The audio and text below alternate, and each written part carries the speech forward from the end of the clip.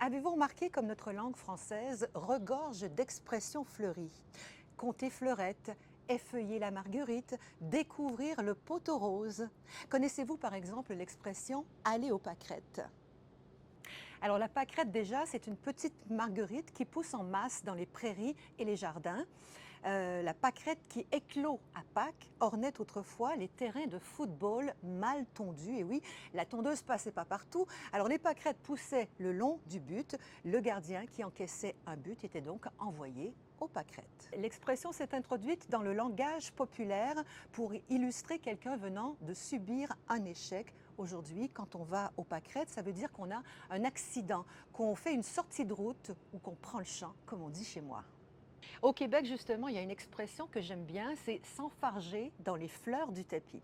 Alors, s'enfarger, déjà, c'est un québécisme qui est dans le Petit Robert et qui veut dire trébucher.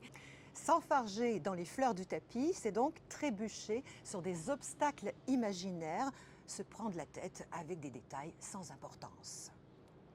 Savez-vous que tout est bon dans le pissenlit?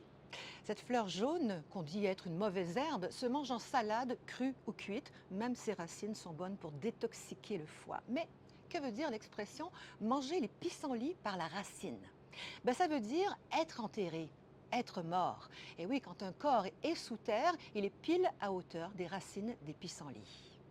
Alors, des expressions associées aux fleurs, il y en a des tas, comme jouer les violettes, faire preuve de discrétion, la violette étant une petite fleur vivace au parfum délicat qui pousse à l'ombre. Faut lui lancer des fleurs à cette violette, faut lui faire des compliments, la louanger, quitte à ce qu'elle rougisse comme une pivoine. Alors, des expressions fleuries, vous en trouverez plein sur le site Apprendre le français avec TV5 Monde. Allez y faire un tour, c'est gratuit, c'est interactif et c'est la porte ouverte à quelques 2000 exercices en ligne pour parfaire votre français et vive l'été qui arrive.